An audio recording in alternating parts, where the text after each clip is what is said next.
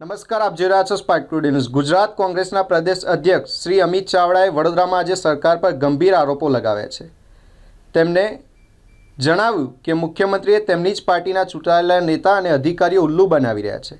મહિનાઓ પહેલાં ખરીદાયેલા જીસીબી સહિતના સાધનોનો ઉપયોગ પહેલેથી જ થઈ રહ્યો હોવા છતાંય તેને ધોઈ સાફ કરી ફરીથી મુખ્યમંત્રીના હાથે લોકાર્પણ કરવામાં આવ્યું, જે માત્ર દેખાડાનો વિકાસ છે।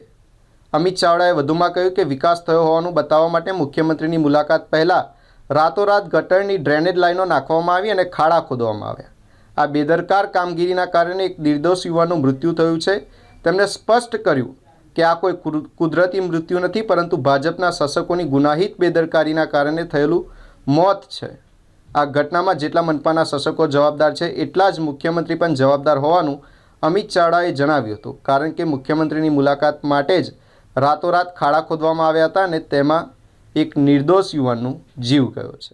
આજે આ ભારતીય જનતા પાર્ટીની ડબલ એન્જિન સરકારનો કોઈ પણ ક્ષેત્રમાં, કોઈ પણ વિભાગમાં, કોઈ પણ અધિકારી પર કંટ્રોલ નથી રહ્યો। ચારે બાજુ અધિકારીઓનું રાજ ચાલે છે, ભ્રષ્ટાચાર બેફામ થાય છે।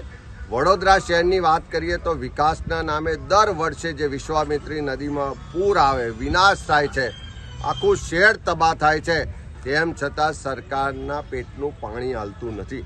મુખ્યમંત્રી વારંવાર વડોદરામાં આવે છે અને જે રીતે મુખ્યમંત્રીને પણ એમની પાર્ટીની ચૂંટાયેલી પાંખ, એમની નીચેના અધિકારીઓ ઉલ્લુ બનાવે છે, છેતરી રહ્યા છે કે મહિનાઓ પહેલાં જે વ્હીકલો, જેસીબીના બીજા સાધનો ખરીદાયા, એનો ઉપયોગ ચાલુ થઈ ગયો હતો, એ સાધનોને રાતોરાત દોડાઈ ચોખ્ખા કરી અને મુખ્યમંત્રીશ્રીના હાથે ફરી પાછું લોકાર્પણ કરાવે છે, લીલી ઝંડી અપાવે છે। એનો સ્પષ્ટ મતલબ છે કે આ અધિકારીઓ, ભાજપના વડોદરાના શાસકો રાજ્યના મુખ્યમંત્રીને પણ ઉલ્લુ બનાવી રહ્યા છે, છેતરી રહ્યા છે। પ્રજાને તો છેતરે જ છે। એક બાજુ વિકાસ થયો એમ બતાવવા માટે રાતોરાત ગટરના ડ્રેનેજની લાઈનો નાખવામાં આવે, ખાડા ખોદવામાં આવે, એમાં એક નિર્દોષ યુવાનનું મોત થયું। આ મોત કોઈ કુદરતી મોત નથી, પણ આ ભાજપના શાસકો છે એની ગુનાહિત બેદરકારીને કારણે મોત થયું છે।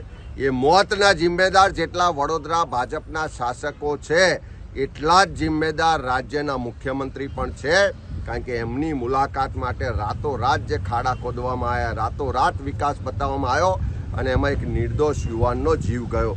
ત્યારે એક બાજુ મુખ્યમંત્રીને છેતરવાનું કામ થઈ રહ્યું છે, એક બાજુ વિકાસના નામે લોકોને જીવ લેવાનું કામ થઈ રહ્યું છે, એક બાજુ દર વર્ષે વિશ્વામિત્રી નદીમાં પૂર આવે, ભારે તબાહી થાય, કરોડોનું નુકસાન થાય અને એમાંથી ભ્રષ્ટાચાર કરીને ખિસ્સા ભરવાનું કામ આ સરકારની ડબલ એન્જિન સરકારમાં થઈ રહ્યું છે।